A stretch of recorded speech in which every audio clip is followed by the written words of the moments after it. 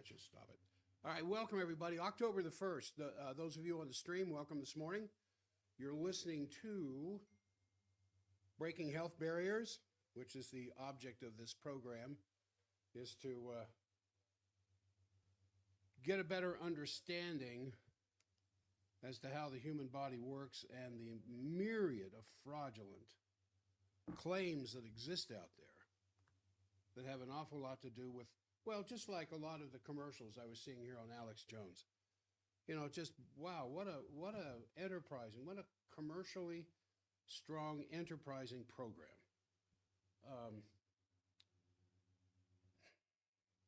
It seems like that's the thing that they're the most concerned with. I mean, they try to get their viewpoints across, but gee, just one incredible commercial after another. I think I'm going about this all wrong. I'm trying to provide content, and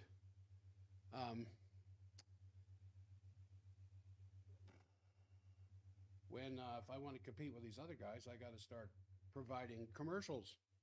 All right, I've got several things I want to talk about: cystitis and UTIs, hot flashes, estrogen therapy, some more things than that. These are the things that I'm most commonly been asked about lately.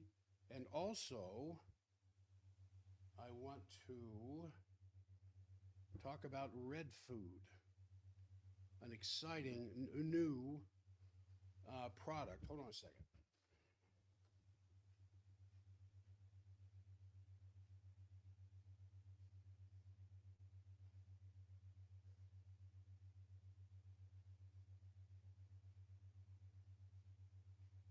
Sorry about that. I just had to go grab something here that, just something really, really exciting for the heart and for circulation. I've just started taking it myself. Red food from Standard Process, a huge, huge, powerful supply of astaxanthin, and its ability to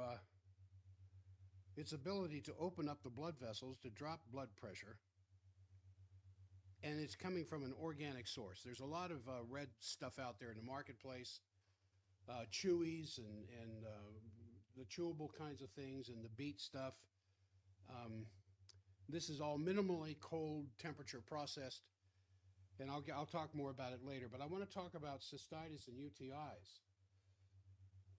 Because as we are coming into cold and flu season, your immune systems are going to be taxed to a certain degree. And so when the weaker your immune system becomes, the more the opportunistic infections can take place.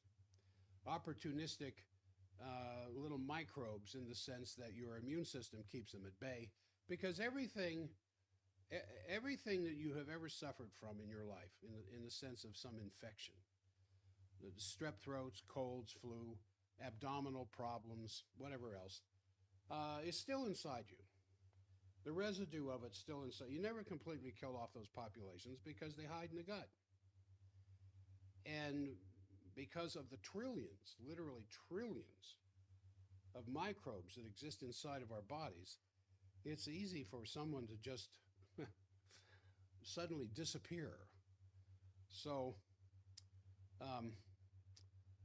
when the immune system, the police force inside your body, begins to be weakened because it's being busied by taking care of some other things, some opportunistic stuff you've run across, the various kinds of microbes floating around out there, the fact that the sun is lower in the sky, you're making less vitamin D. As a result of that, you're absorbing less calcium. And the less calcium you absorb, the weaker your immune system becomes. So these little bugs that are sitting around can suddenly start populating again and can cause problems. Now, there's this new article of medical, and I love reading the research, the latest research that comes out on so many different topics that I've covered in the past, the latest research that comes out. The latest in the medical drivel has popped up lately concerning chronic cystitis. There are ladies who go from one bladder infection to the next, to the next, to the next. Sometimes with a week or two between, sometimes a month or two, but still, that's not normal behavior of the immune system. And this article discussed how gynecologists and repeatedly treating a urinary tract infection with antibiotics may have missed the real diagnosis, which is chronic interstitial cystitis. And so what I want to talk about is how women have been diagnosed improperly for years, going from one doctor to another believing they have a chronic UTI, or simply trying to find out what is wrong. It then describes this study, the symptoms of cystitis, and discusses how women get caught in a landslide of ineffective treatments, from muscle relaxers to painkillers to tranquilizers, and all of this for nothing, without ever knowing really what's wrong. And now the drivel that I told you about. And you may want to have a piece of paper and something to write down, because I'm going to give you some very powerful protocols in this show. But this article intimates that women don't need to worry because of this constant repeating infection, because they've been under the wrong diagnosis.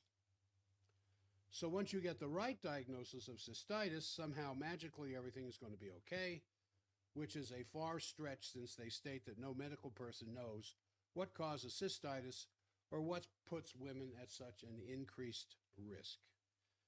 But the medical good news is that once the condition is diagnosed, that there are treatments that can help. Since medicine has no idea what causes cystitis, all the treatments are aimed at controlling the symptoms, which is usually what the prescribing of medication is for anyway, is to just control the symptoms. So you would get anti-inflammatory drugs, which of course destroy the stomach lining. You get antihistamines, and if you take enough of them, they'll dry you up like sand. And if these don't help, don't worry, because there are more potent medications you can get, like anticholinergics that work directly on the nervous system. And of course, if the drugs don't help, then there's always surgery. And one of the new disastrous medical Band-Aid adventures into the bladder to treat interstitial cystitis includes infusing a tuberculosis vaccine into the bladder in an effort to stimulate new cell growth. And I thought for sure I did not read that paragraph correctly when I read that. Just the process can cause severe pain. And physicians don't think twice about using powerful narcotics or injecting heparin or the solvent DMSO directly into the bladder. Another new medical treatment is a drug that's called RTX that actually deadens the nerves in the bladder so you don't feel the cystitis. I'm not kidding.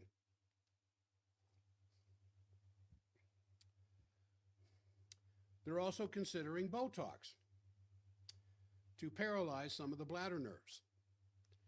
And killing the bladder nerves to treat interstitial cystitis is shocking even to me.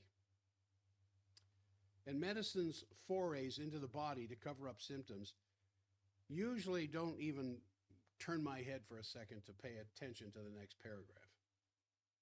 I mean, the word from the trusted medical authorities is that you should check your diagnosis, stop ineffective treatments, and if you suffer from cystitis, start other ineffective drug treatments, or move to more powerful drugs with lots of side effects that are also ineffective. So naturally, if none of those things work, there's always surgery. And how do you get started? Well, you go to a gynecologist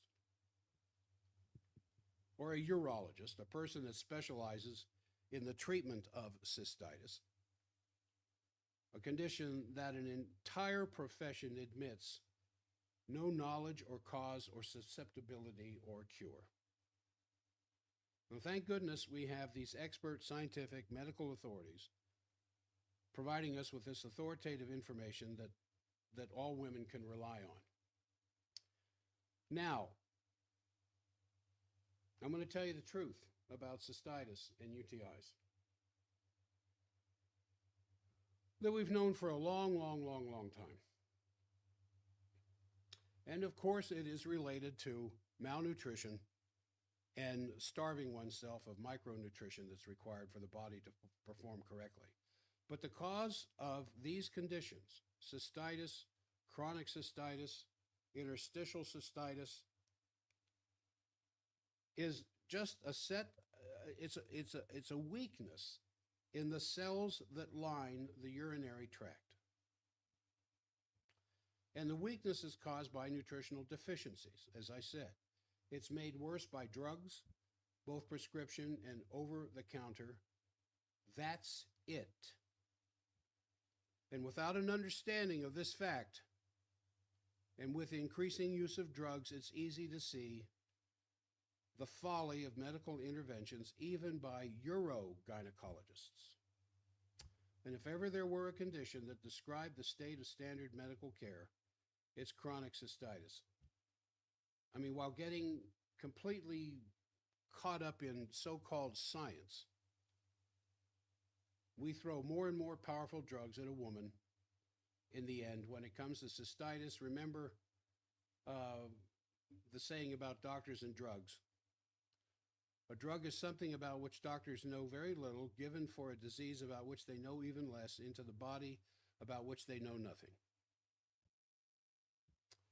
How can I say such a thing? Well, after 31 years in practice, and the stories that I hear from patients and their medical treatment protocols, sometimes I just sit there and just shake my head. Where in the world was that doctor the day they taught medicine? So, no more drivel.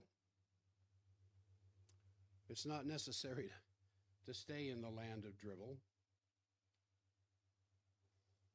First of all, we now know that the cause of cystitis is not a bug like E. coli. If it were, antibiotics would cure it quickly. When bacteria are present and antibiotics alone are used, a portion of the bugs become immune. We know that this is the result of continued antibiotic therapy, and they become immune. They burrow deeply into the tissues of the urinary tract, actually creating the condition of interstitial cystitis, which means just deep in the tissues. And that is why, for some women, one single UTI can result in chronic cystitis for years, even for life. And in case you didn't get that, the medical treatment can be the cause of a lifetime of misery. Rather, you have to treat the underlying cause of the problem by bolstering the strength of the columnar cells, just like it sounds, C-O-L-U-M-N-A-R, columnar cells that line the urinary tract. These are unique cells because they actually allow for bacterial and microbial attack. That's what they're there for, is to protect you against these things. And under attack, these cells will actually die by the millions, sloughing off and carrying away the infection with them. Did you get that? These columnar cells are in there by the millions. They line the urinary tract. In fact, they line the ureters coming out of the kidneys into the bladder. They line the bladder. They line the urethra coming from the bladder to the urinary orifice. And these cells are designed to be attacked by bacteria. Then when these cells are attacked by bacteria, they slough off into the urine flow, carrying the bacteria with them. Who'd have thought of something like that? I mean, it's just amazing that the body could be so unique in that kind of an expression. This is why for some women, one dose of antibiotics can destroy the effect of those columnar cells. Now, this process is interfered with when you use antibiotics, and allowing the bacteria to mutate or to burrow deep into the tissues, as can be seen on a microscope. And once past this barrier of columnar cells that line the tract, the problem becomes much more difficult to treat and to cure once it gets into the squamosal cells. And nonetheless, the treatment remains the same. Given the correct pH of the urine and improved diet with the correct supplements, women can actually cure themselves of chronic and interstitial cystitis without antibiotics. What a concept. And when it comes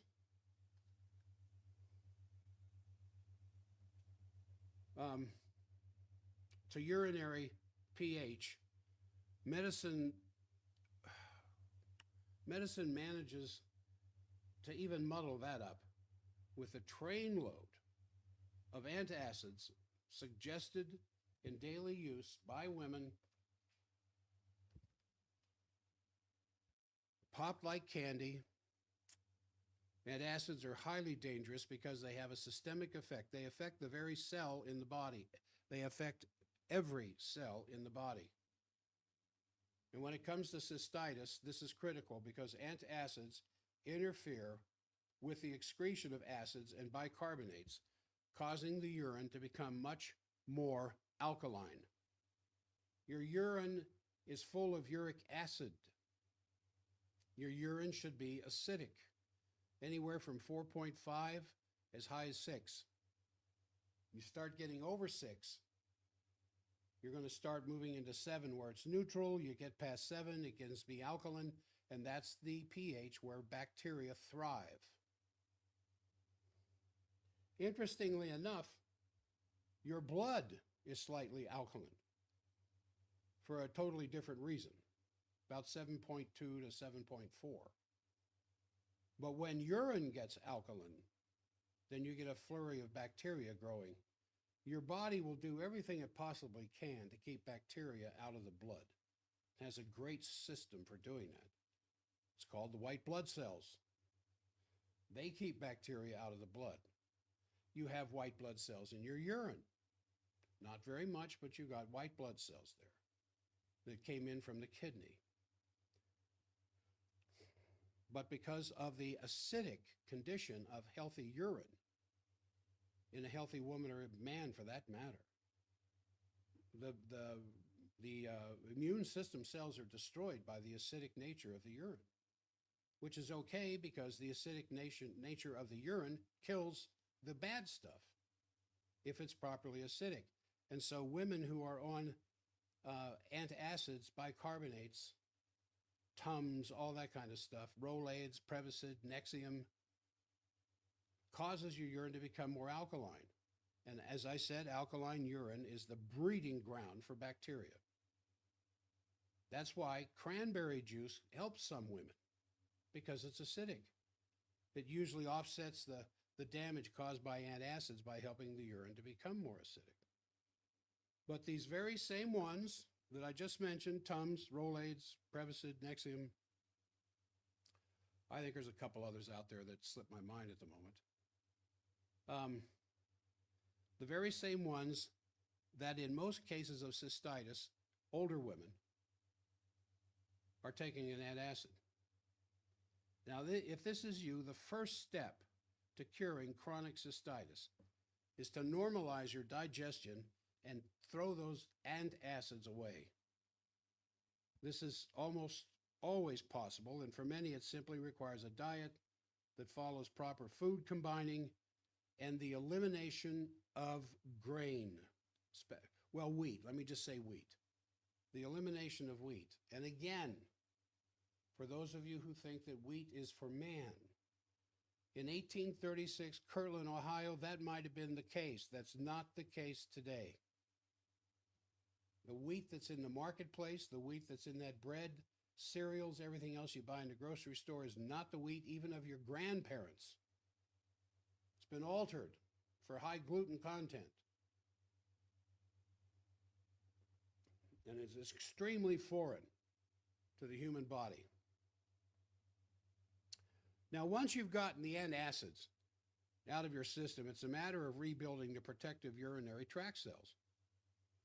This requires real whole vitamins, A and C, and bioflavonoids, not beta-carotene, not ascorbic acid.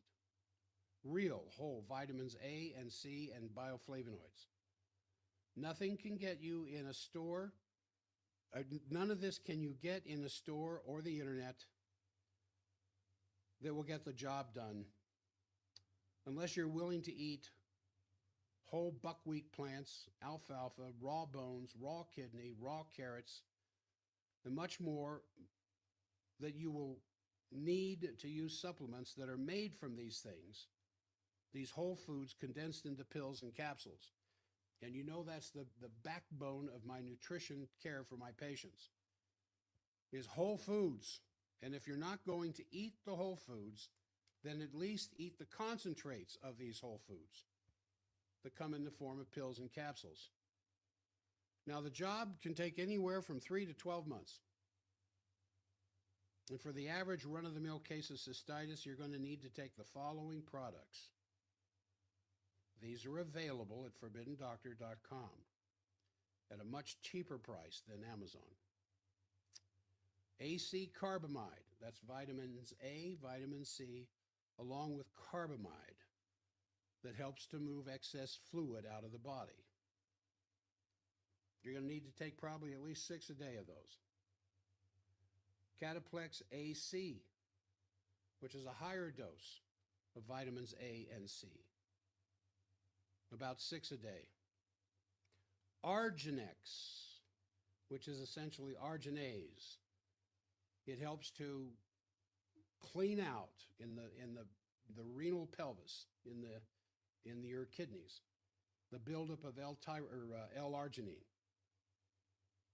an amino acid that has an affinity for buildup in the kidneys with an improper diet, and will definitely affect the health of the cells that line the urinary tract.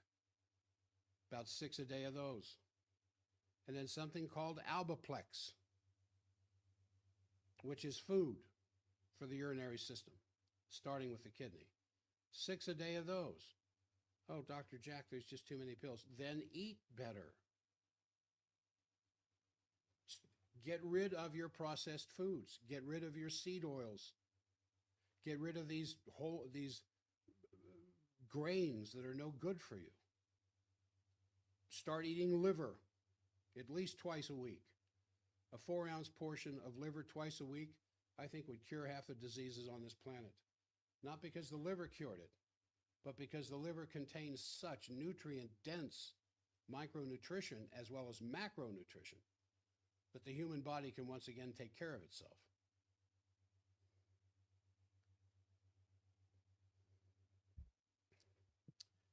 And if you have had recent use of antibiotics using the protocol that I just told you, then you're going to want lactans for at least 30 days, 6 a day of those, to offset a secondary yeast infection from the antibiotics. And the side effects of antibiotic-induced yeast infections certainly will complicate the urinary tract infection. Now, I'm going to go through that protocol again slowly. Something called AC, the letters A, the letter C, carbamide, just like it sounds. 6 a day of those. Cataplex AC, 6 a day. Arginex, 6 a day. And Alboplex, 6 a day. That would be 2, 2, and 2. 2 in the morning, 2 in the afternoon, 2 at night. Now, in severe infections, I often use something called a shock therapy of 2 tablets of everything I just said, except lactans, taken every hour at the first site of infection, first sign of infection. You can do this for 48 hours, then revert back to the normal protocol. This often will stop an infection from taking hold, stemming the pain and the burning and the shortening duration of the infection itself. Often it'll stop an infection in 24 hours or less. 2 of each one of those 4 things I just said every hour that you're awake. Now, during this time, it's important to normalize digestion and stop taking acid stoppers. If you need in-depth information on digestion, at the forbiddendoctor.com under education, under the podcasts, just type in the search word digestion, especially the topic digestion, the beginning and the end of life, to get into a much more balanced acid alkaline result of the foods that we eat. And then also you want to drink plenty of pure water, not tap water, not RO water, not distilled water, not filtered water, unless it's filtered spring water or filtered glacial water. Cranberry juice is also okay, but you want to be careful with that, because if it's a sweetened cranberry juice, it's not going to do you a whole lot of good. It's got to be unsweetened. It kind of puckers you up when you drink it. And in the beginning, if you're prone to repeated infections, it's okay to use antibiotics along with the protocol if you're on the antibiotic protocol at the time. But infections will become less severe and then less common over time following this protocol. Eventually, you're going to discover that you can resist an infection without a prescription for antibiotics. Once this happens, then you're near the end of your problems. Now, it's ironic that it takes years to understand something that seems so common sense, despite the expert medical information centers that are out there, especially where you can go search for information now on the internet, medical information that still repeats the same drivel it has for decades. What I have always said about bugs burrowing deeper into the tissue when exposed to antibiotics was always true. And what I said about not looking so much toward the bug, but rather toward the environment in which the bug is living, which is the health of the cells, is just as true.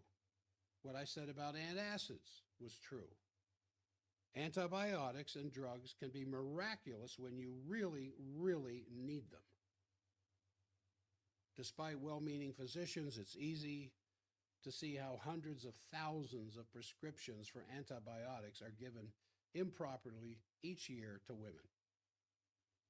And then there are the tens of millions of antacid prescriptions for women, also an abomination. You do not see prescriptions like this in Europe, where they're very, very conservative with antibiotic use.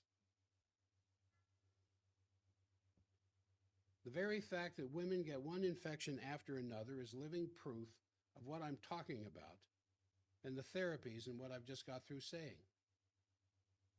As soon as you understand, you really cannot fool Mother Nature for very long and get away with it. You're going to be on the road to complete recovery.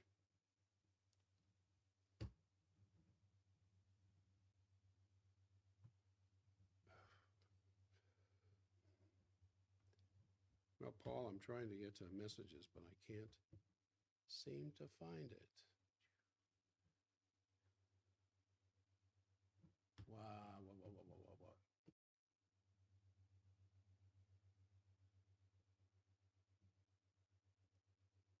Excuse me, I've got a little bit of a problem here.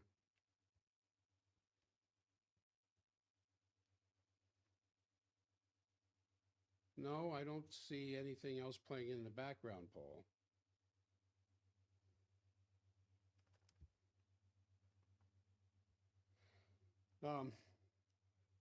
If Alex Jones is playing, it's not coming through on the recorder. thought I turned Alex Jones off. Thought for sure I did. Yeah, I turned him off. Such power. Such power that exists in my hands. All right.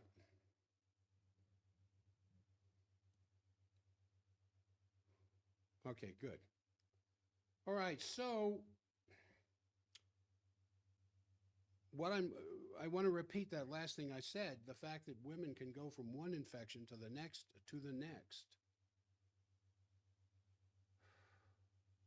is living proof that antibiotic therapy doesn't work.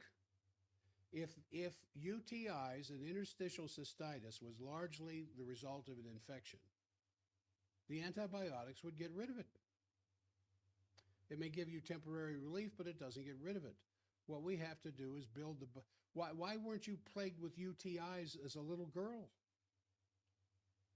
Why weren't you plagued with UTIs as a teenage girl? Why was it not... Why did it take you in your late 20s, 30s, and 40s, or 50s before you started being plagued with UTIs? Because it took that long for tissue degeneration to take place from your dietary choices. Dietary choices in the sense of eating things that hurt the immune system and not eating things that help the immune system, which again is going back to a diet that Mother Nature made. Anytime we're eating foods that are not what Mother Nature made, you are going to hurt the body to some degree or another.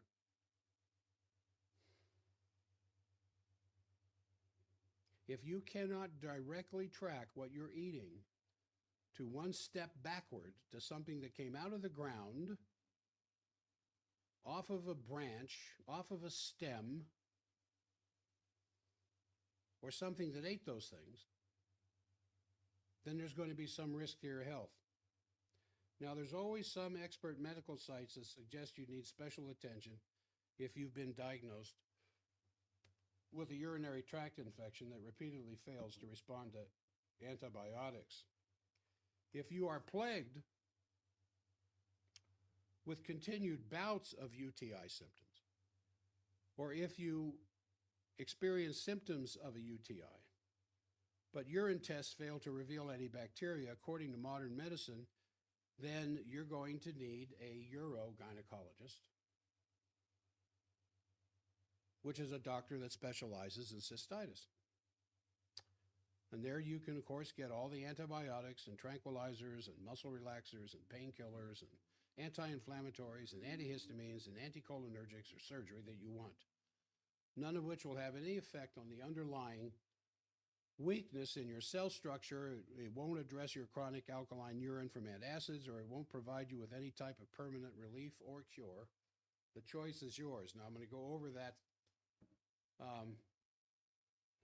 protocol one more time. If you are suffering from repeated UTIs, and by repeated, I mean even one a year, every year, one a year, or 2 or 3 a year, that's pretty serious.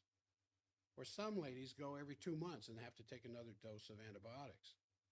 That just curbs the very, very surface of the problem. You have to go to ground zero and rebuild the strength of the tissues where these infectious processes take place, the columnar cells that line the urinary tract. These incredible cells that once they detect an infectious process by some kind of bacteria, they slough off, they just jump off the cliff. But just imagine, have you ever gone white watering? Last time I did some whitewater fun was on the Snake up near Jackson. From Alpine on up towards Jackson, up the Snake River there. And there were a couple of places along that whitewater where people were jumping off of not so much cliffs, but some high rocks into the whitewater. And of course, the fellow who was driving the raft that I was in, I think there were about 12 of us in that thing, they're very big, was talking about how crazy these people are because of the rock structures underneath the water. But nevertheless, they would jump in, swim to the rock down below, climb back up on the rock, and jump in again. I want you to imagine that Snake River running down the canyon there is the flow of urine coming out of your bladder, leaving your body. And I want you to imagine cliff divers and cliff jumpers jumping off the rocks that line that flow of urine as the columnar cells that just got attacked by bacteria, and they grab the bacteria and they jump off the cliff as these rock climbers jump off into the super cold Snake River running down the mountainside or down the canyon. That's actually how these cells work. And every time you urinate, the force of the fluid against these cells, they jump off into the Snake River and flow out of the body. So that protocol, again, these are standard process products. They are available at forbiddendoctor.com. The only cheaper price you can find these would be over the counter in my office, which you can call the office, 801-523-1890, and order them over the phone, and that would be the cheapest price you can get. Or you just order them online. It just costs a few percentage points more, but not much. And that's AC carbamide. You're going to take 6 a day of those. Cataplex AC, which is a complex of vitamin A and vitamin C, where vitamin A and C come from several different foods. The two foods that are the most concentrated in whole food vitamin C, interestingly enough, in the form of tyrosinase, which is what whole food vitamin C is potato juice, raw potato juice, and raw mushrooms. Now, for those of you who juice on a regular basis, do you juice raw potatoes? Probably not. But if you put in the juice of a raw potato into your juice, you're getting one of the heaviest doses of whole food vitamin C you can get. And if you are a salad eater, dice up some raw mushrooms with your salad. Our ancestors knew this stuff. It's in the old anthologies. It's in the old notes and records that nutritionists kept 150 years ago. It's what the hill people knew to do to take care of disease processes. When you look at the CDC, you go to the CDC, cdc.gov, and you look at the 10 top let's just say the 10 top reasons for death in America today, with, of course, heart disease number 1, cancer number 2. And then look at it in 1910, when 90% of Americans in 1910 still ate from the farm. And look at the top 10 killers back then. And that will tell you an awful lot. I'm not going to tell you what they are. You can go look for it yourself because it's there, cdc.gov. All right, I think, that was carbamide. Cataplex AC, 6 a day. Arginex, 6 a day. And Albaplex, 6 a day. You can take them with meals in 3 doses, breakfast, lunch, and dinner. Just take the pills right along with your food. And then I have to say it again because I keep getting told this all the time. Dr. Jack, that's a lot of pills. Well, eat better. Just eat better. You don't have to take these pills if you will eat better. And it takes a lot of time and effort to put the food on the table that would satisfy eating better compared to most of what we're eating today. All right, now I want to talk about hot flashes and iodine. I've been asked this question a couple times in just, the last couple of weeks. One lady's only in her 30s and she's getting hot flashes. And I said to her, the idea of you having hot flashes in your 30s when your mother hit menopause in her 50s even though you have a couple of sisters in their 30s and 40s that are hitting menopause, is akin to young ladies 11 and 12 years old starting their periods when they shouldn't be. 150 years ago, and I've mentioned this on the show before, menarche, the age at when your period begins, was considered to be 16 or 17 years old, back before the industrial stage, when people ate from the farm. They ate their farm animals. They ate their garden vegetables, most of which were raised for their farm animals. The number one use of vegetables that people would raise on their farms, grow on their farms, were to feed their farm animals. They ate the farm animals. Now, hot flashes and iodine. I mean, it's no secret anymore that at least a third of Americans suffer from some form of hypothyroid. And it is no wonder, since we consume tons of thyroid poisons in the form of chlorine and fluorine, while consuming almost no thyroid fuels, such as organic iodine or omega-3 fatty acids. You're getting way too much poisoning of the thyroid. At the same time, you're starving your thyroid. It's no wonder 1 in 3 people are hypothyroid. Now, someone beginning to suffer from a sluggish thyroid can become exhausted and suffer all kinds of symptoms, because that's the first thing I hear when they come into the clinic, wondering if they're hypothyroid or not. Because they get on the internet and they start looking for all their signs and symptoms. And there are very similar symptoms between hypothyroidism and a weakened adrenal, approaching adrenal fatigue. How do you tell the difference? Well, that's not the point of this. The point of this is to talk about hot flashes and iodine. Someone beginning to suffer from hypothyroidism, you're going to find yourself slowing down. You don't want to get off the couch. You don't want to go out and weed the garden. You don't want to go on your daily walk. You'd rather just sit there and watch the next episode of the series that you're glued to. And not the least of these symptoms, along with sluggishness,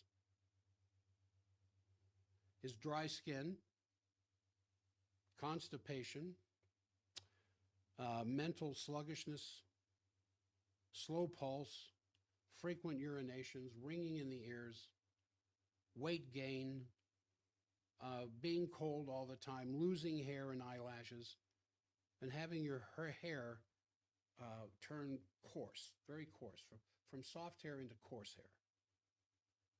Yet some of the other symptoms remain largely little known.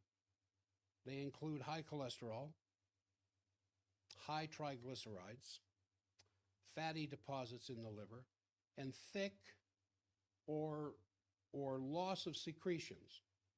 Secretions from the eyes, the saliva, the vaginal secretions, secretions coming out of the intestines, secretions coughed up in the lungs in the sense of a thick mucousy material. And the hot flashes of menopause. These are all too often considered getting old. Well, you're 46, you're 53, you're getting old. This is a part of getting old. I've got some stuff here that can, help you through your pain and your discomfort. We'll get you on some hormone replacement therapy or something else just as bad to help you get through this while your body undergoes this change. And then when your menopausal changes are over with, you can get back to being a good, happy person. What a bunch of baloney. These are not the symptoms of getting older. Yet they're all signs of a degenerative disease from premature aging, which can often be attributed to a sluggish thyroid gland. How many women are plagued with thick, non-flowing secretions or a total loss of mucus and secretions.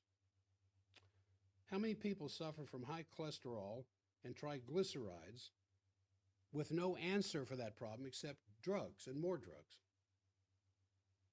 How many people just feel old and tired and exhausted way before their years would predict? Well, the answer to all those questions is millions. Now, if you come out of your aging fog, you've hit the nail on the head.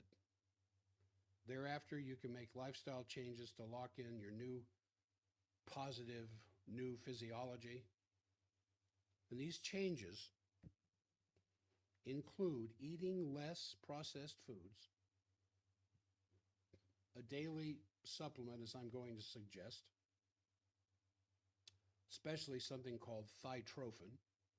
It's the protomorphogen for the thyroid. It stops the autoimmune attack against the thyroid. I just attended a seminar over in Loveland, Colorado 2 weeks ago, talking about protomorphogen therapy and how big it is in medicine now. Dr. Royal Lee, the founder of Standard Process, started his protomorphology concepts back in the 1940s, and they got really big in the 1950s. And he was laughed at, ridiculed, made fun of, that he would dare suggest the human body could attack itself. Well, of course, he's been exonerated over and over and over again, but you'll never hear his name mentioned. Oral tolerization is one of the words used in medical research now, that they've recognized that indeed the body can attack itself. And it's not an isolated disease process. You don't have your body attacking your thyroid, and there's blood tests to look at the autoimmune numbers, thyroid autoimmune numbers that you might have, to indicate that there's an autoimmune attack on the thyroid. But the brain can get the same thing. Autoimmune attack on the brain, autoimmune attack on the heart. In fact, the DeBakey Institute in Houston, the developers of the artificial heart, remember that back in the 1970s?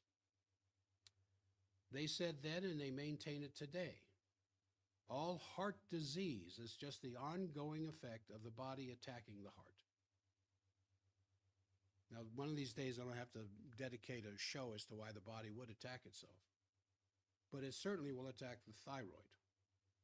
And so Dr. Lee developed this product called thytrophin, which is a protomorphogen made up of the nucleic acids from the thyroid to divert the body's attack against the thyroid away from the thyroid. Now, the reason medical research and medical advances in this area fail is because it's a two-part process. The first part is to stop the autoimmune attack against the tissue, whether it's the thyroid or the spleen or the lung or the ovary or whatever else, or the brain. The second step is to feed those organs while that first step is taking place to dodge the attack, so that the tissue becomes healthy again, so that the body stops attacking that tissue. Now, it's not, as I said, some isolated case or disease. Autoimmune attack against the tissue is just the ongoing effect of the breakdown of that tissue as a result primarily of malnutrition or some kind of environmental poison that got into your diet that's killing that tissue. Now, you want to eat less processed foods. You want to take anywhere from 3 to 6 thytrophin a day. Plenty of whole foods, with about a third of them raw. You've got to get rid of the chlorine and the fluorine from your life. I have installed in my shower a chlorine trap. It's good for 6 months. And I've tested it. I need to test it again. I haven't tested it for a couple of months. I need to test it again to make sure it's doing the job. You just get a sample of the water. It's so easy to test the chlorine content. You get a sample of the water coming through the shower head after it passes through the chlorine trap, and then use a test strip. Test strips that you can get at swimming pool offices, stores for swimming pool supplies. Go get one that tests the content of chlorine. Because if you have a chlorinated swimming pool, you want to make sure you don't have too much, but you want to make sure that you have enough so that you keep the bacterial count down. Well, the problem with chlorine in a swimming pool is the chlorine goes right through the skin into your body. I was watching the video of a test of a fellow who took tap water and he put it in a beaker, and he could put in a reagent, a little chemical that you get from the swimming pool supply, and it would turn yellow, signifying the presence of chlorine. So he would pour that glass out, get a new glass of the same source of water coming from the tap, and he put his fingers in it for about 15, 20 seconds. Then he took his fingers out, tested it again with the little chemical reagent. Nothing, no staining, no yellow, no nothing. Because all the chlorine left that water into the skin of his fingers. If you shower with tap water or running water, which most people do, the chlorine in that water is going to go through your skin, and it's going to go straight to your thyroid, along with bromine, because they're halogens. They have a chemical structure not completely unlike all the other halogens, starting with fluorine, and then there's chlorine, and then there's bromine, and then there's iodine, and then there's astatine. You don't have to worry about astatine. And they have an affinity for the thyroid gland because they're halogens. Then you need the things I'm telling you to get rid of. Chlorine, you want to put in whole foods with 1/3 of them raw.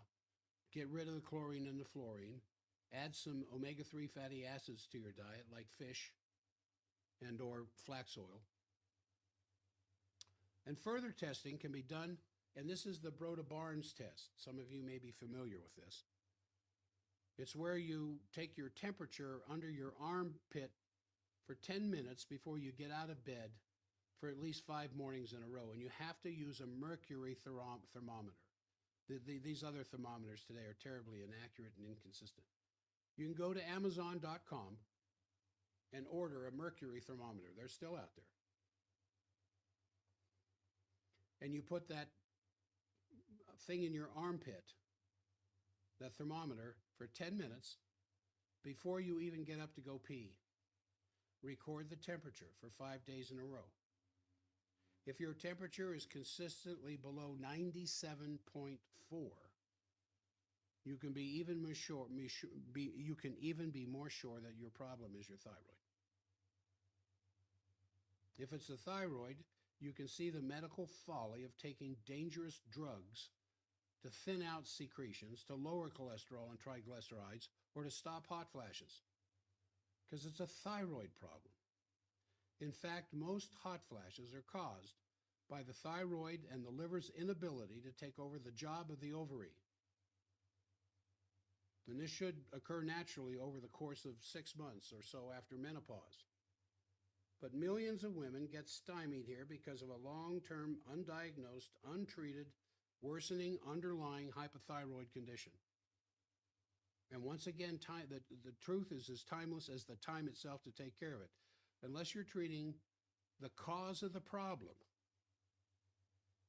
you're wasting your time with ineffective, often toxic, usually dangerous medical treatments that only mask the symptom, eventually trading themselves for more serious symptoms, something we refer to as side effects. And again, this is, and I hope I'm not sounding preachy here, this is a subject I address on a regular basis every single week. And today, I looked at the schedule earlier this morning, of all the people that I have coming in today, I think I'm seeing 3 women, maybe 4 women for every man. I, in the best of my memory, cannot remember the last time I talked to a man complaining of a UTI. It happens, but it's rather rare. And it's simply the anatomical difference. The length of the ureter, or the urethra coming out of the bladder in a woman, is about 2 to 3 inches. In a man, it can be as much as 16 inches. Most of which is inside the body, mind you, not external. Which is a much longer route for the urine to clean the system. And so it's not really that big of a mystery as to what's going on, because these things can be taken care of. They can be addressed through nutritional means. But I want to, after the top of the hour, we're going to go to break here in a few minutes. I want to talk about estrogen therapy, because it keeps changing, and the reason it keeps changing is because it doesn't work. Oh, it works with the symptoms, but it doesn't work long term and can cause even more problems. Estrogen really doesn't help the heart. Some women are on estrogen therapy simply because of heart problems, even though doctors have been saying this for 30 years. We know that estrogen therapy causes cancer, both in the breast and the uterus. And then there are the life-threatening blood clots, uterine bleeding, breast disease, the blinding migraines, nausea, bowel problems, on and on as it goes, as a result of playing with one of the most powerful hormones in the human body. And it's estrogen that takes a little girl and turns her into a woman. And it's estrogen that makes it possible for her to ovulate, to produce out of the follicle a healthy egg that makes its way to the fallopian tube, where it's met by a sperm cell. And in a matter of a few minutes of combining the nucleic material, the chromosomes from dad and the chromosomes from mom, a new life is created. And estrogen is at the heart and core of all of that. But you get to a point where your ovaries continue to make estrogen and progesterone because they have an awful lot to do with you remaining womanly the rest of your life and enjoy the golden years of grandmotherhood, fully woman. You just don't produce enough estrogen to ovulate anymore. Thank goodness. But you're still producing it. And so when you get into estrogen therapy, you get into a very dangerous situation where you're playing around with this very, very powerful hormone. I'll be right back after the top of the news. All right, K-Talk is on break. To my streamers, I want to talk to you about red food for a minute. I'm going to talk to the K-Talk audience about red food. It's a new product. I have started taking it myself, and I'm kind of excited about it because I have used other manufacturers' beet products. Standard Process has had a beet product called Beta Food for a long time. And it's beet root and beet leaves concentrated down to a pill form that will have the same effect as a lot of this, these chewies and the beet this and beet that and whatever, that are designed to help the cell walls to produce nitric oxide which causes the vascular walls to dilate, dropping blood pressure, allowing the cell walls a chance to heal from whatever noxious effect may be taking place. But now Standard Process has created, they call Red Food, and it's a whole food supplement formulated to support cardio-metabolic health, the active lifestyle, and the active aging. And it provides clinically studied astaxanthin from a whole food algae, as well as naturally sourced superfood ingredients, which red beetroot and mountain spinach. Some of you in your gardens may have grown mountain spinach. It's red, it's not green, but it's still spinach. So the organic beetroot, a very rich source of dietary nitrates, which have been linked to several health benefits involved in healthy blood pressure, improved vascular function, and in the body, dietary nitrates are converted to nitric oxide, which supports healthy endothelial function, promoting healthy circulation and blood flow throughout the body. Foods that are rich in dietary nitrates, including Standard Process's farm-grown beets, can increase nitric oxide levels in the body, promote healthy endothelial function and circulation. Beets also contain active phytonutrients that help support healthy blood vessel function independent of the nitrate and potassium contents. Again, turning back to eating the foods Mother Nature made. It's amazing what happens when you feed the body what it needs. Now, also, this thing contains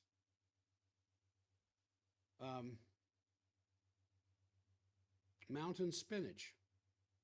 Mountain spinach is a whole food source of beneficial phytonutrients, including carotenoids, betalains, and minerals such as chromium, sodium, potassium, other electrolytes. Chromium, of course, is required for the activity of chromogulin, which binds to insulin receptors, enhancing their normal function and helping the body to better utilize insulin. Now, why would I take this? Why am I taking this? Well, I want to, I'm going to be 75 here, 4 weeks from today, the 29th, 4 weeks from today, I think, because I want better blood flow and I want better blood vessel function. Does that mean that we're back on the air? Looks like we might be back up at K-Talk. Looks like the news might be over. I don't know what I missed. But I was just talking to those who are on the stream about this new product that I started taking myself yesterday from Standard Process called Red Food. It is red. It's red because it's organic beetroot and it's organic mountain spinach. Incredible. And it's just loaded with astaxanthin. And astaxanthin, if you are into the health end of aging, the phytonutrient astaxanthin improves mobility, exercise endurance, muscle strength among us of the older population. And it will contribute to the preservation of muscle mass, which so often affects many of us at our age because we just aren't using the muscles to a resistance level and they begin to waste away. This helps it to avoid that from happening. But these red superfoods, organic beetroot and organic mountain spinach, and astaxanthin from whole mass algae, just multi-system benefits. And I am very excited to see the effect that this is going to have on me. Now, I'm not a fair example to use in the sense of the expression of health, simply because I have been immersed in this for 30 years now. And I had my breakfast this morning which amounted to, I don't know if I should say this because I don't want it to sound like bragging. I don't want it to sound like what I'm doing is better than what somebody else is doing. I don't mean to do that at all. It's just that I am around where I live. I'm around a lot of people my age and older, and they just can't get off the couch. They can't get up and move around without their walkers or their canes. Of course, some do, but most don't. Most just sit there and gestate until lunchtime. And then with their afternoon coffee, it keeps them awake until dinner time where they go feed again. And me, man, I'm still going 100 miles an hour. So I probably had somewhere near between pills and capsules, 50, maybe 55 this morning, because I've introduced a couple of new things, SP Red Food for one. And for several reasons. I want the nitric oxide production in my blood vessels. But it also contains astaxanthin that comes from a particular kind of an algae. And it's a fat soluble, it's a red pigment, what's called a xanthophyll, that spans the entire lipid barrier of the cell membrane, where it protects the cells from oxidative species, the antioxidant stuff, of both the inner and the outer layers of the membrane.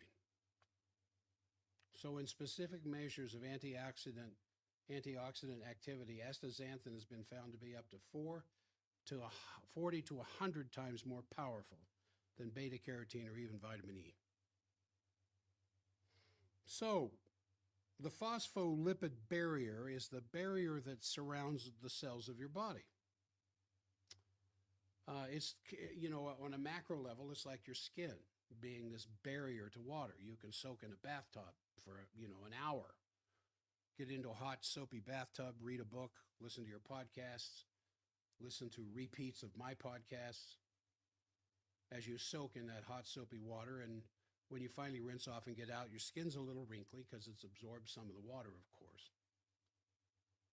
But you notice that your body didn't start floating away in different pieces in different directions, being dissolved by the hot water, like a cracker on the top of steaming hot chicken soup will just fall apart in different pieces, floating off in different directions. It's because of this phospholipid barrier, phosphorus and fat. And so it protects the outside from the inside, and it protects the inside from the outside of the cells.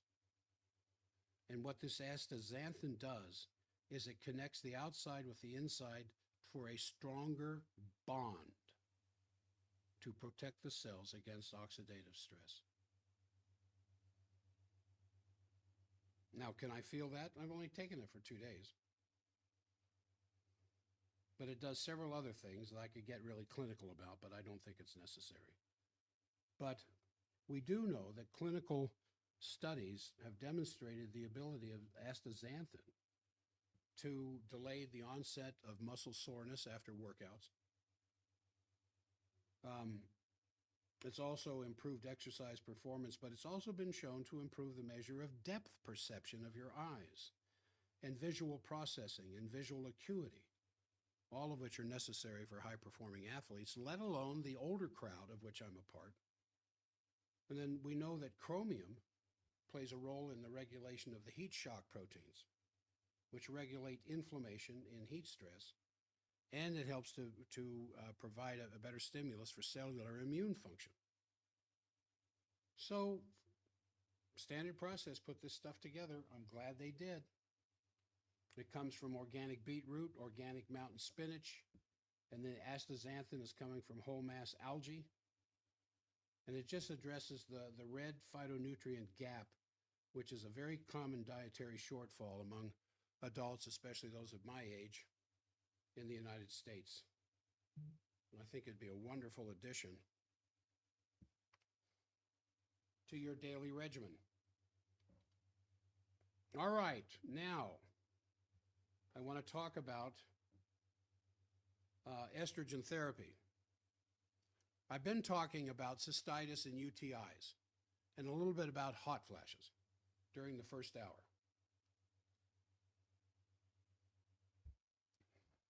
Now I want to get into estrogen therapy. Because as recently as Monday evening in the clinic, a lady who is, she's 41 or 42, never married, no children, professional woman, and she's awfully concerned that she's having menstrual changes, bleeding between periods, and then when her period hits, that's still regular, much heavier flow than normal. I said, when's the last time your gynecologist checked you out? She said, last January. I said, polyps? No. What was their explanation? Now, without me answering or asking the question, I already know what it is. She's estrogen dominant. I can see it in her face. I can see it in her hair, her eyes. Way too much estrogen, and now they want to use estrogen therapy to get control of her periods.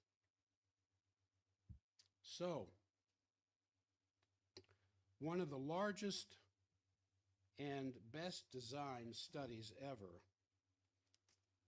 for by the U.S. government, studies of hormone replacement therapy.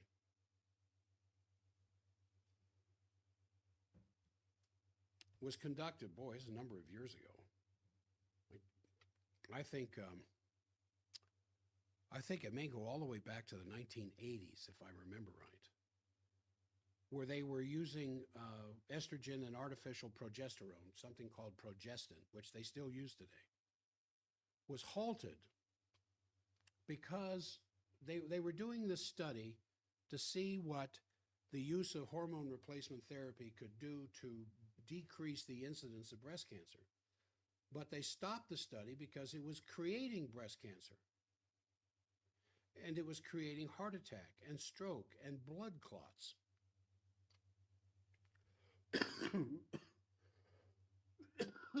Excuse me. All the way back to the 1980s. And I remember studying this, as just a lay member of the community. I hadn't gone back to school yet, but I had a lot of, in my undergrad at BYU, I still had a lot of physiology. And so when pieces of news would come out like this, the same thing with vitamins, when, 2020 or all those old news programs that they used to have during primetime TV. 2020 was one, but there were some other ones. And they would come out and they would badmouth vitamin C, and they would badmouth vitamin A, and they would badmouth vitamin E, and they would talk about how vitamin C hardens the arteries, and they would talk about how vitamin E causes heart attacks, and how vitamin A causes birth defects. And when you look into it further, they're talking about synthetic vitamins. They're not talking about whole food vitamins, because at the end of this one particular program, and I still remember where I was sitting on the couch watching this program on TV, and one of the last things they said at the end of the production, which should have been at the beginning and in the middle and at the end, it was just a brief mention at the end. They said, of course, we don't get results like this with vitamins from food. So, what? You should have opened with that. Because all they could do was badmouth vitamin A, C, and E all the way through the program until you found out they're talking about ascorbic acid, which is not vitamin C. They're talking about beta-carotene products, which is not vitamin A. And they're talking about tocopherol oil products, which is not vitamin E. The FDA says they are, but they're not. They're just parts of those vitamins. Now, what's that got to do with estrogen therapy? Because the same kind of programs were coming out. Oh, I almost remembered the other program besides 2020. I'll think of it here in a minute. About how the new wave of female health care to, to ward off breast cancer, uterine cancer, ovarian cancer, even endometriosis, would be the use of estrogen therapy. Now, the most popular estrogen drug, Premarin, was introduced back in 1942. It was the most prescribed drug in America from 1992 to 1999. It, in fact, may be the most prescribed drug ever. There is some competition from Lipitor when Lipitor came out and was really big as a statin drug. But I think it still might be Premarin. Now, back in 1975, that's what, 50 years ago, the New England Journal of Medicine showed that unopposed estrogen was a powerful cause of cancer of the uterus. Now, what does unopposed estrogen mean? Well, the ovary makes estrogen and progesterone. And estrogen, at the beginning of your cycle, of course, estrogen becomes the predominant hormone, leading to the development of the follicle and the release of the egg through ovulation. And if that egg is not fertilized in the next 18 hours, progesterone is going to come flowing out, opposing the estrogen, bringing the estrogen numbers down, because what the estrogen was doing during the first 2 weeks was building up the endometrium inside of the uterus, a thick, blood-rich tissue to receive a fertilized egg and start the beginning of a new life. And if that egg is not fertilized, and the body knows this through chemical signatures, then progesterone comes running out, pushes the estrogen way down, opposes, that's not correct. It doesn't push down the estrogen because the ovary just stops making as much estrogen. Progesterone then dominates, which prepares the endometrium to slough off during the next period. So, when you have a drug that's that powerful that can cause those kinds of things to happen in the body, because estrogen is a growth hormone. When you have a little 3-year-old girl and a 3-year-old little boy, they both have the same amount of breast tissue. As they begin to approach adolescence, and the little boy begins to have much more testosterone, even though his testicles are making estrogen and progesterone. They're making tons of testosterone, which leads to secondary sexual characteristics, the deepening of the voice, the thickening of muscles, the strengthening of ligaments, the broadening of bones, these kinds of things, and the development of certain tissues that respond to testosterone. In that little girl, as she approaches the same age period, her ovaries begin to kick out estrogen.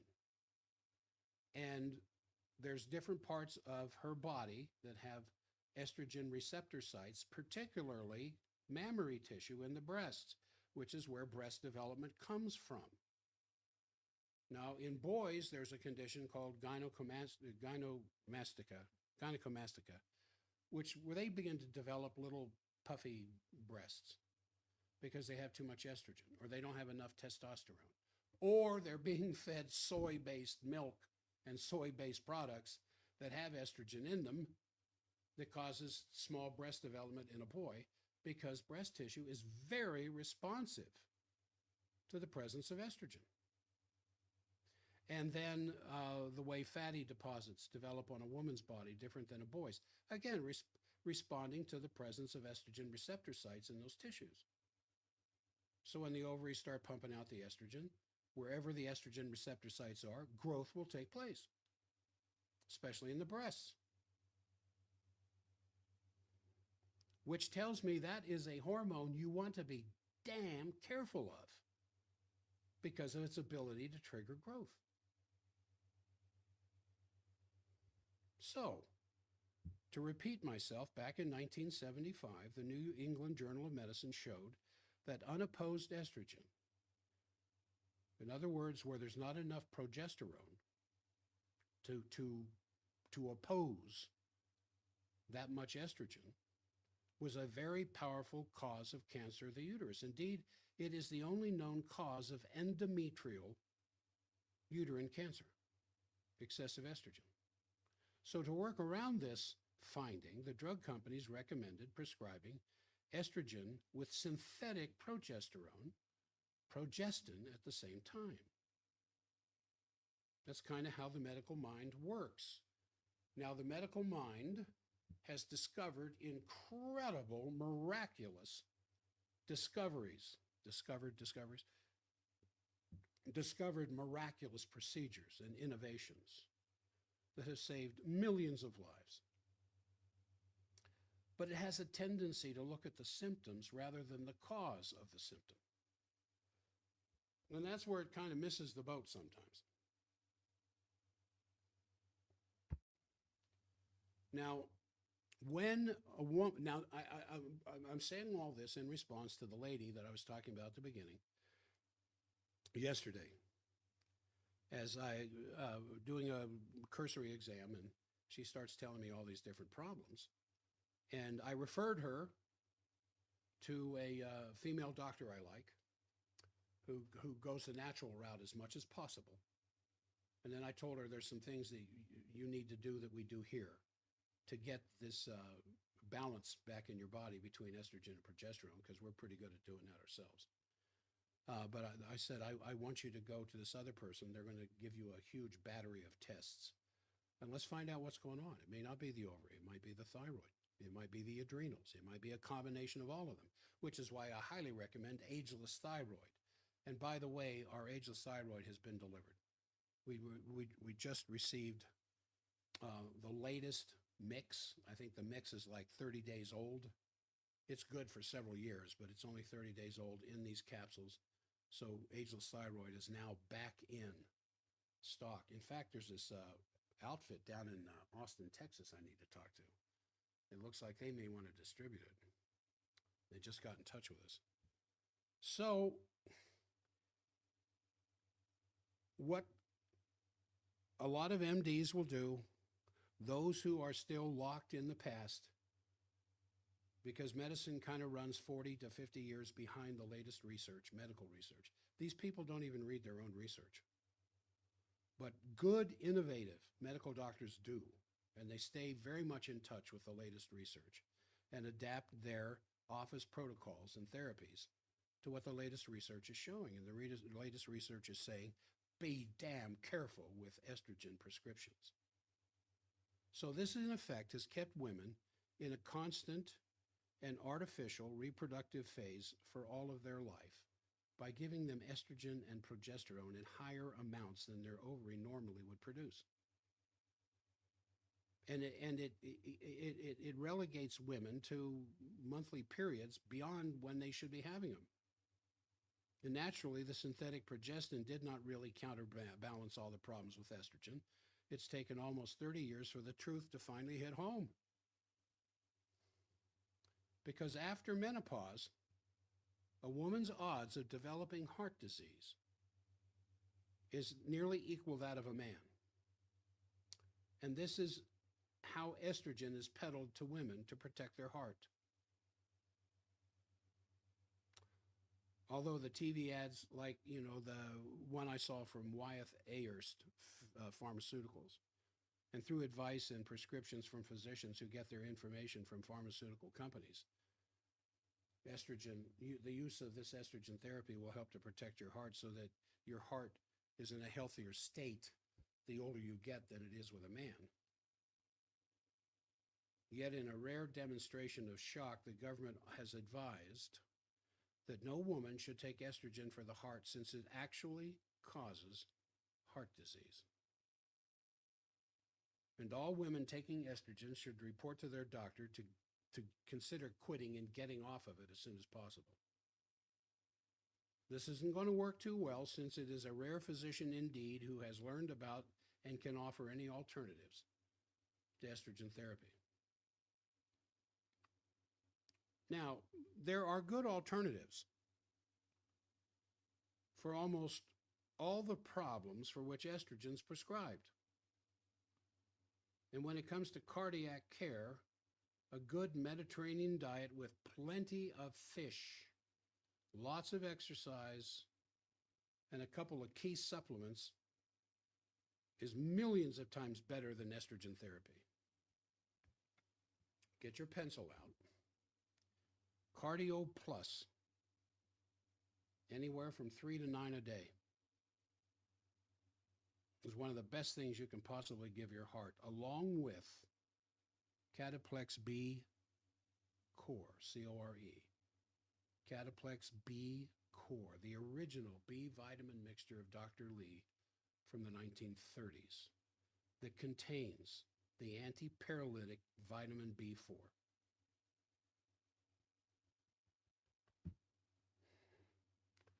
I've talked about the studies that have been done at state colleges where they had vitamin B4 removed from various animal foods, and these animals, after a month on these foods, couldn't get up and walk. Chickens couldn't fly. They put them back on foods rich in B4, which is whole grain, not milled, not wheat bread, whole grains. And these animals recovered in less than 30 days, back to their normal state. That's how they identified vitamin B4, which to this day the FDA says doesn't exist. They also say vitamin P doesn't exist, and vitamin T doesn't exist, and vitamins that were discovered back in the 30s and 40s that have everything to do with good, strong, resilient health. The FDA says these things don't exist, and if anybody were to proffer them, it would be fraudulent. So, Cardio Plus, 3 to 9 a day, depending on where you are on the scale, and Cataplex B Core, 3 to 9, depending on how strong or weak your heart is. And then minerals. Trace Minerals B12 that just happens to have cobalt-based vitamin B12 present. And then some essential fatty acids. Eat fish 2 or 3 days a week, or take some tuna omega-3. And so to maintain healthy bones and prevent osteoporosis, you use the same diet, just include weightlifting. Now, you don't have to go down and join some club and start pumping iron. You can get a can of soup in each arm and start doing arm presses that way. You can, with your walk, put a 1 or 2 pound ankle weight on each ankle as you go walking. Just anything that adds resistance to your muscles is some of the best way in the world to prevent osteoporosis and give you strong bones. Now, the main rock-hard bones supplements are these 2 things. Biost, 3 to 6 a day, and Calcifood wafers, 3 to 6 a day. There are many other factors involved in osteoporosis besides the estrogen component. But besides estrogen, it's missing out on the vital micronutrients the body requires. Now, I know a lady in her 80s who broke her arm. And she contacted the office. Is there something I can do? Because she had a cast on her arm. She said, I may have to wear this thing for up to 2 months. And I said, yeah, there's something you can do. Come by the office and I'll get it for you. Biost and Calcifood. At the end of 6 weeks, an x-ray showed complete healing with the development of a callus at the previous fracture site. So they took her cast off at 6 weeks. They were dumbfounded that she grew bones that fast. Our ancestors, our great-grandparents knew if you broke a bone and you're on the farm and you break a bone or you break your back or leg or whatever else, and you're going to be laid up for a while, you drink a half a gallon of bone broth every day, and you eat meat and gristle and cartilage that's all cooked up in a big pot of stew with some meat and marrow. And they knew then that you would cut in half the amount of time it took for bones to regrow and heal, regardless of your age. So that's what's in BIOS and calcifood wafers. They've been around for a long time, decades. Some of the best-selling products is standard process, all available at forbiddendoctor.com.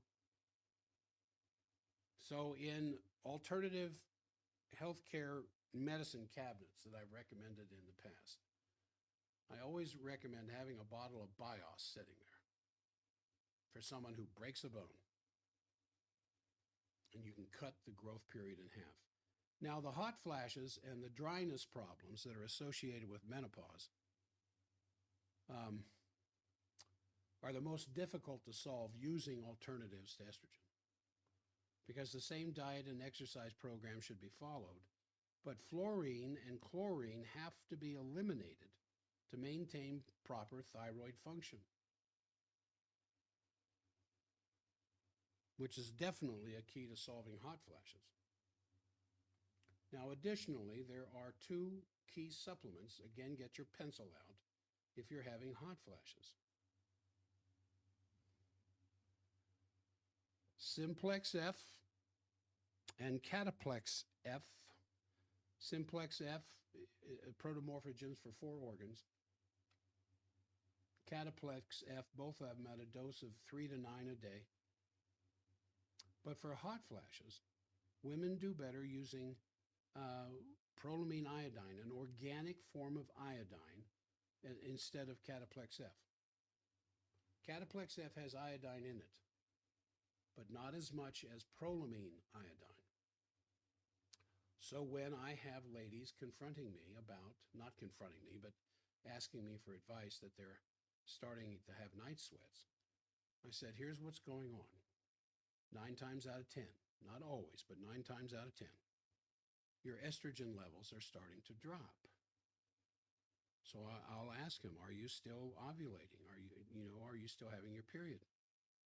No, they stopped about 6 months ago.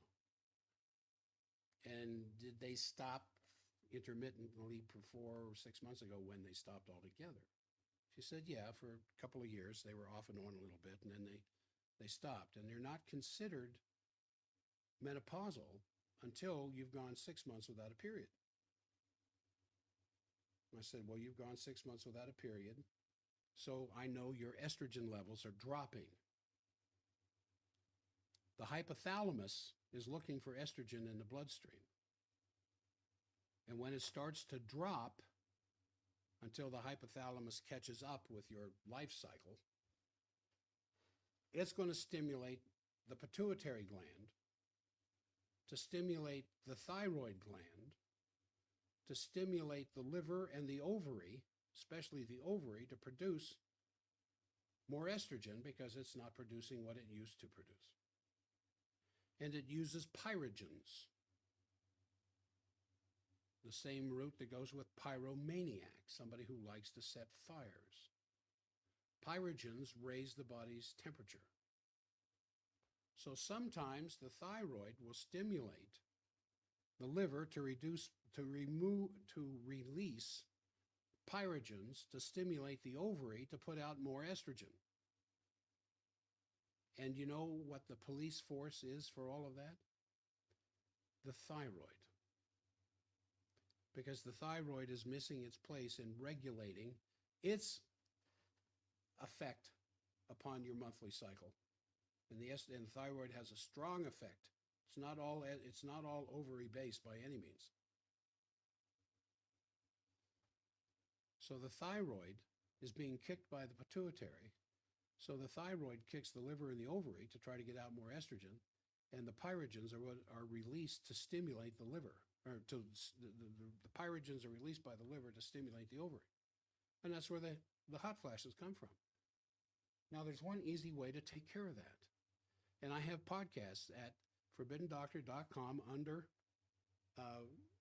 education that goes into great detail as to how iodine will calm down the thyroid. Now, if you're not hypothyroid and you have a healthy liver and you have a healthy ovary and you have a healthy thyroid, you usually slip right on through menopause before you even know it's over with, without any problems. No hot flashes, no cramping, no clots. But when some of these organs are not as healthy and up to par as they should be, then they start dragging the other ones back, so that the menopausal change can be, in some cases, almost disastrous. Because I've talked to some women who were like that just thought, oh my gosh, will this hell ever end? Now, liver health is absolutely essential in all of this. And if you have liver problems, then you're going to have to go through a little bit of a liver detox session ahead of time. We have a great liver detox at the office. It takes about 2 to 3 weeks, which is why I take Livoplex, 3 of them every day, just to keep the tone of my liver functioning correctly. But omega-3 fats are essential during menopause and to help to get over hot flashes. You can take a tablespoon of organic raw flax oil or a teaspoon of cod liver oil daily. Or you can take tuna omega-3 capsules, about 6 to 9 of those a day. Will give you all the omega-3s you need. Now, it can take from 6 to 60 months to completely phase through menopause naturally. But you want to allow sufficient time, get plenty of pure water and exercise, eat good whole foods, again with a third of them raw. The Mediterranean diet is really good for this. And you'll probably pass through this phase much more easily and quickly if you will do that along with the proper supplements. And you won't have to fall for the pharmaceutical hoax of our time. Estrogen therapy. Now, many women who have had a hysterectomy can also get over hot flashes without estrogen. And for those who suffer endlessly despite alternatives, only the lowest dose of estrogen should ever be considered. The human form of triestrogen is the safer and best. Estrone, estradiol. Oh, come on. I had all 3 of them there on the tip of my tongue. Estrogen, estradiol, and estrone. All 3 forms of estrogen.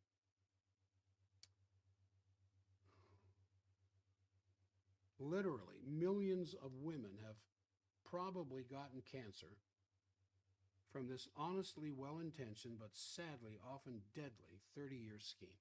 It's still around. It has made lots of money, kept stock prices high. It's relieved millions of cases of hot flashes, but at a severe cost. Unfortunately, there will be no restitution for these women who have lost everything as a result of this therapy. The good news comes in the form of effective alternatives that are available to all women, bar none. So, also, what else? The other thing I wanted to talk about was it prostate cancer? Looking at my notes here.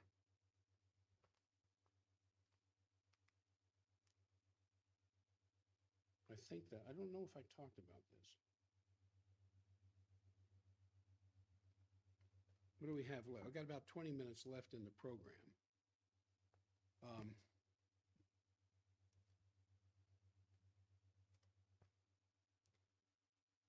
I want to mention a couple of other things. We now have Katie, who is helping us at the front counter on Tuesday, Wednesday, and Thursday afternoons, that frees up Trudy to do more work with the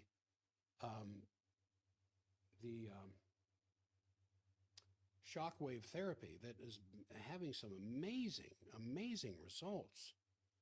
Dupuytren's contracture, where the first or second digits, primarily the first of one hand, is just in constant contraction. You can barely straighten it out. And when you try to straighten it out, this big old tendon shows up in the middle of the hand. And the medical answer to this, if they can't relax it medically, is to cut the tendon. And then you lose a lot of strength in that finger. Well, a fellow that we're experimenting with, and I think our experimental period is pretty well over with, although we do offer the very first treatment with shockwave for free, just to see if your body will respond to it. The first treatment on his Dupuytren's contracture allowed his finger to completely relax. I mean, I was shocked by this when I saw how fast it responded. He just had his second treatment the other day, and I didn't have a chance to talk to him before he left, because Trudy is taking care of that. She worked on 2 hips in the last couple of days, 2 ladies with hip pain that are already experiencing some improvement from it, one more dramatically than the other, but one of them has had 3 or 4 treatments of it already. And just working around the joint, not on the joint, but around it to the ligaments, because it helps the ligaments to relax. But this shockwave therapy is just very interesting. It creates, through this shockwave, micro tears in the tissue. Micro tears meaning little tiny tears that are almost imperceptible to see except with a microscope. But it's the same thing would happen if you have a rather gentle lifestyle that you follow, and all of a sudden you're called upon on some weekend to go help somebody pack up their house in a moving truck and leave, and you're there 4 or 5 hours voluntarily on your part to help somebody load up a moving van. And you're willing to do it, and you're friendly, and because people have helped you, and you go help them. But by the time you're done, you are so grateful you're done, and you go home and you plop yourself down in a chair or couch because you are worn out.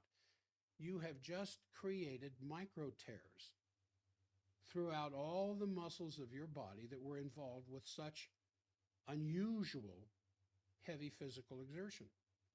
Now, that's the bad news. The good news is that those micro tears stimulate healing, stronger, denser muscle tissue, the release of stem cells so that there are more stem cells to create more healthy muscle tissue, and growth factor that stimulates the growth of these muscle tissues, which is simply the reason why when you start pumping iron at the gym, your muscles grow.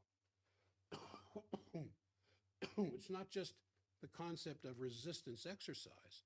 It's what's happening physiologically as a result of this. Well, that's what this thing is doing, this shockwave therapy. Now, it doesn't take the place of pumping iron. I don't mean to imply that. But it does offer a very strong healing force in the body by the introduction of these micro tears from this kind of micro tapping of the tissue. It doesn't hurt. Takes about 10 to 15 minutes per site. There is a charge for it. The office can explain that to you when you call for an appointment. 801-523-1890. Tell them you heard Dr. Jack talking about it on the radio and you would like to try a free introductory session. Now, what are we talking about? We're talking about sore muscles, some forms of neuropathy, problems with joint structure, joint movement mobility, tight ligaments, tight joints, tight muscles, um, points of pain in the shoulders, the hips, the knees that don't seem to go away with anything else that you're doing. Maybe because of some weakness in the structure, that this thing will generate better, stronger tissue to strengthen what was weak to begin with and the elimination of pain that comes with it. But what do you got to lose? The first one's free. 801-523-1890. Talk to Trudy. She's the one who would have to schedule. Well, Hannah can schedule it, but Trudy's the one who would be doing it. I get involved sometimes, but she knows this stuff inside and out. She knows what to do. Then there's the heart sound recorder. We did a heart sound recorder test on this fellow who's in his 80s, and I think he's 88, and responding great, just responding really well to, I mean, his heart looks great at 88. And he's been taking the supplements that I recommended to him for months, if not a year or more now. And he's had this test, I think 3 or 4 of them over the last year, a scan of his heart. And at 88, his heart looks better than most people in their 30s or 40s that get their first scan, simply because he's feeding the heart what it needs. And when you consider heart disease the #1 killer in America, you'd think that people would be interested in how their heart is functioning. Now, there's that cute little commercial on TV. How's your heart? Oh, okay. How do you know? The guy says. So he pulls out his little cardia scanning device. You put 2 fingers on the pad of each side, and it will measure 6 different things of heart function because it's picking up the electrical signals through the body. Your heart doesn't just beat in your chest as some isolated organ. It's intimately tied to the nervous system, and throughout the body, the feedback between the heart and other organs is just incredibly complex, but beautiful at the same time in the orchestral cohesion of all these organs working together like an orchestra. And so that little cardia thing can pick up some things, but it doesn't pick up what the heart sound recorder can pick up. And the heart sound recorder is just a little listening device. It's like a microphone, and it sits over. You don't have to undress. If you wear a bra, I would recommend you don't have an underwire bra on at the time. Have a regular bra, but no underwire. And just thin clothing, because this thing will pick up the sound through your clothing. You don't have to remove anything. And Trudy will do the scan, and the 2 of us will interpret it and talk to you about it. And to show, and the thing about it, the incredible thing about the heart, is that we can have you chew up a few supplements that are designed to support heart function, and retest you in about 15 to 20 minutes, and you will see an immediate change in your heart function. By the same token, we can do a heart scan. And even if it looks not the best, you can drink a can of soft drink, Coke, Pepsi, root beer, orange, whatever, and test the heart again in 30 minutes, and it will look absolutely horrible on the scan. 30 minutes after you drink a can of soft drinks. Now, your body will beg, borrow, and steal everything you can to keep your blood clean and to keep your heart beating for rather obvious reasons. It'll sacrifice other organs. It'll sacrifice blood supply to other organs to make sure the heart gets enough. The heart is the first organ to respond to improved nutrition. It's the first organ to respond to poor nutrition in the sense of dysfunction. And we've got this test, this simple test that shows how your heart is operating and what you need to do to improve it and keep you around long enough to see your great-grandchildren. That needs to be scheduled. 801-523-1890. And then, of course, there's the work that I do. And I am working on these two young ladies, just little dolls, both of them 13, with serious neck problems. One was from birth, born at 26 weeks. Just terrible contraction of the head being pulled backwards towards her back. And always tripping over things as she walks because she can't see the floor because her head's tipped backwards. Not anymore. When I saw her here the other day for, I think, her third, maybe fourth visit in a month, her head's starting to normalize its position with her chin coming way back down. This other young lady, a dancer, difficult birth, but full term, and just terrible neck pain.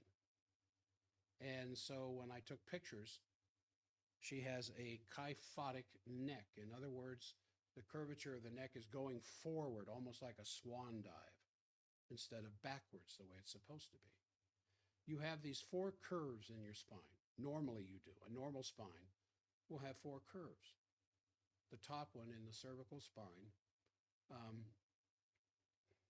has a forward curve called a lordosis. And the rib cage has a backwards curve called the kyphosis. And the lumbars have a forward curve called a lordosis, and the sacrum having a backwards curve called the kyphosis. These 4 curves, these 4 arches, is what makes it possible for your body to be able to walk around, get up on your feet, work, do whatever we do as human beings, and maintain some structural stability in the spine. Accidents and injuries cause these curves to reduce, as well as a bunch of other problems. And so this young lady just came in with terrible neck pain. 13 years old, but she's a dancer and she's not going to stop dancing. Come hell or high water. So I saw her last night for, I think, the 3rd time. Just wonderful, wonderful improvement in her neck pain. Probably won't need to see her very much. My job is to fix things, not keep you coming back. It's one of the things I like good about the technique that I use. You fix the problem and then get on down the road. There's no reason to keep playing around with it. By contrast, let me tell you what I mean. When I'm asked if I can help somebody with scoliosis, you bet I can help. Can I get the curve out of there? Depends on how long it's been there and how old they are. But I can get rid of the pain that's associated with it, usually within 1 or 2 visits. And so I tell them, if I can't get you significant relief and reduce the curve to some degree by 3 or 4 visits, I can't help you.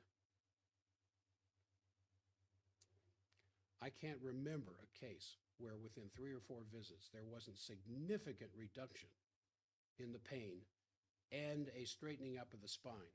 Now, it depends on how big the curve is. If it's a 48-degree curve, I'm not going to straighten that very much. But I'll get rid of the pain that caused it and help the shoulders to start to level.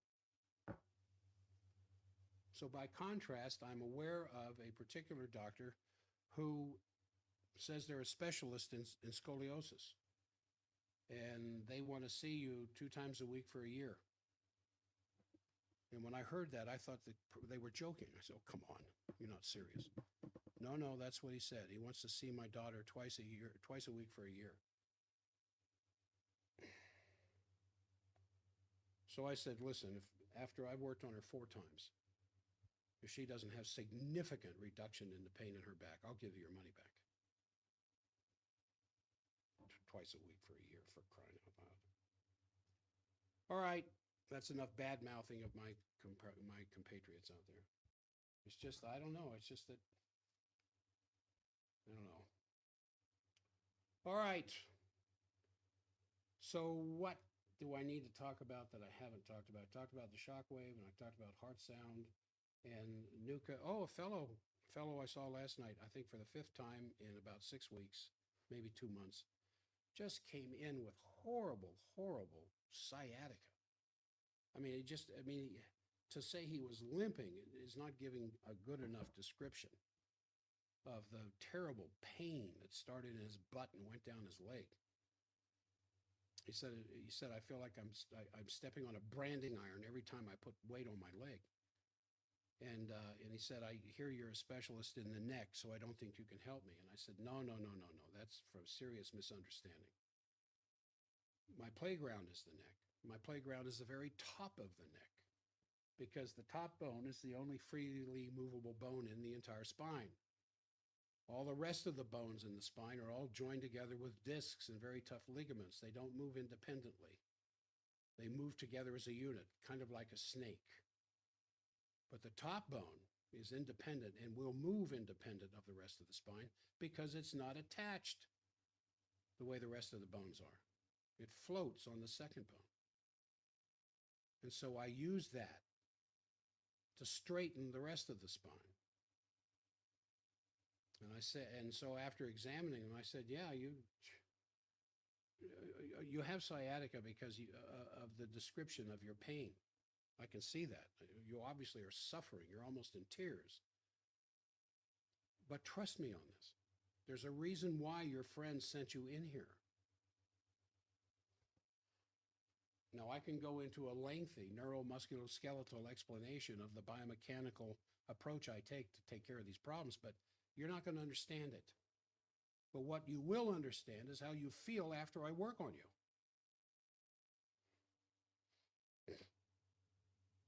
He was in there last night and he said, Dr. Jack, I haven't felt this good in years.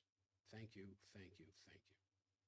So I said, well, I ought to check you in a month and see if you need any more. And otherwise, you'll know where to find me if you need me. Because my job is to get you out of the clinic, not keep you coming back in.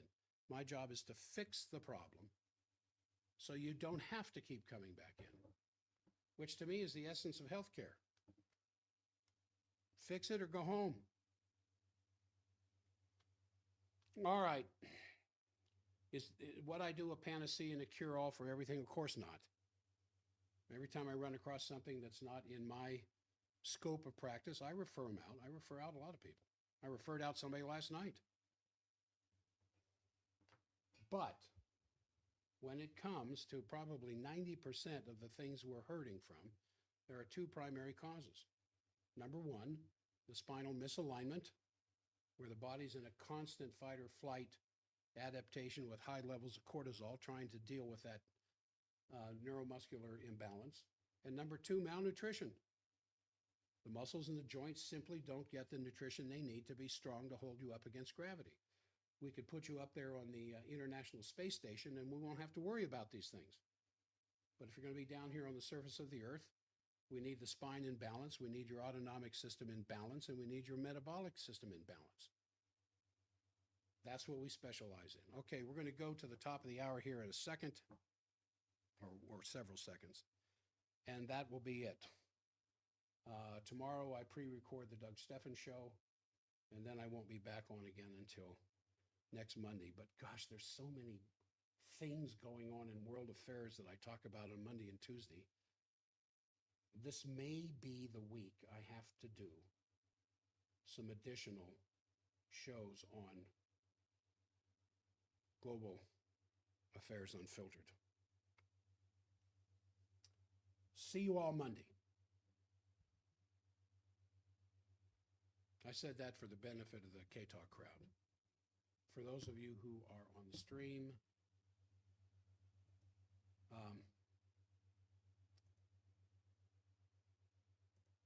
I appreciate your being a part of the show. I didn't check for comments, no comments. I hope this helps.